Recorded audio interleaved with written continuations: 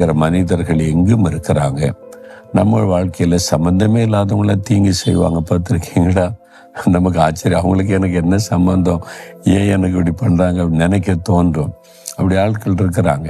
இப்போ நாங்கள் ஊழியம் செய்கிற நாள் மாவடியில் அப்போ அப்பப்போ காவல்துறையிலேருந்து சில அரசாங்க அதிகாரிகள் விசாரிக்க வருவாங்க. என்ன சார்னு கேட்டால் விரோதமாக பெட்டிஷன் போடுறாங்க.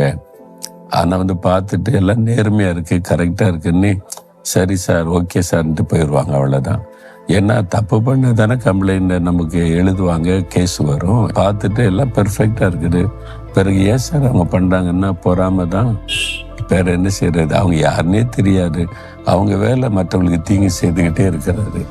அப்படி சில ஆட்கள் இருக்கத்தான் செய்வாங்க. ஆனால் ஆண்டவர் எல்லா தீங்குக்கும் விலக்கி காக்கிறவர்.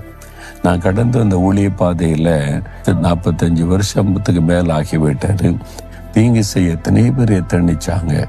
ஆமாம், கொலை செய்ய முயற்சித்தாங்க, தடை பண்ண முயற்சித்தாங்க, வழக்குகள் போட்டாங்க, அதிகாரிகளை தூண்டி விட்டாங்க, மிரட்டி பார்த்தாங்க, எத்தனை விதமான தீங்குகள்.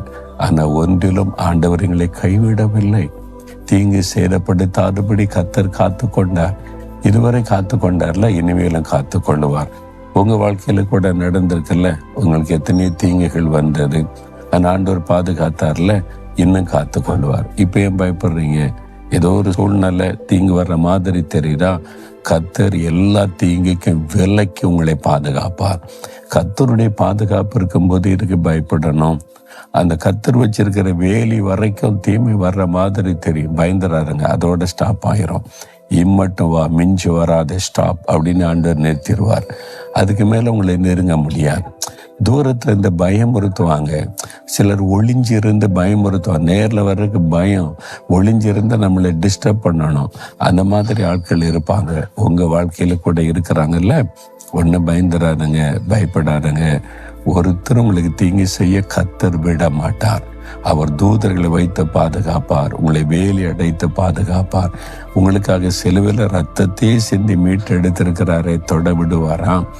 எல்லா தீங்குக்கும் விலக்கி காப்பார். அதனால தீங்கு வந்துருமோ அப்படின்னு நினைச்சு பயப்படாதுங்க. வியாதி வந்துட்டு அப்படி ஆயிருமோ அப்படின்னு நினைக்காங்க. இந்த வியாதியை சுகமாக்கிடுவாரு, பிரச்சனையை மாத்திடுவார். விசுவாசிக்கிறீங்களா? சொல்லுங்க, ஆண்டவரே உம்முடைய வார்த்தையை நான் விசுவாசிக்கிறேன். எல்லா தீங்குக்கும் விலக்கி என்னை எங்களை நீர் பாதுகாப்பீர். இந்த பிள்ளைகளுக்கு எந்த தீங்கா இருந்தாலும் இன்றைக்கு இயேசுவின் நாமத்தில் அது விலகி போகட்டும். ஆமேன், ஆமேன்.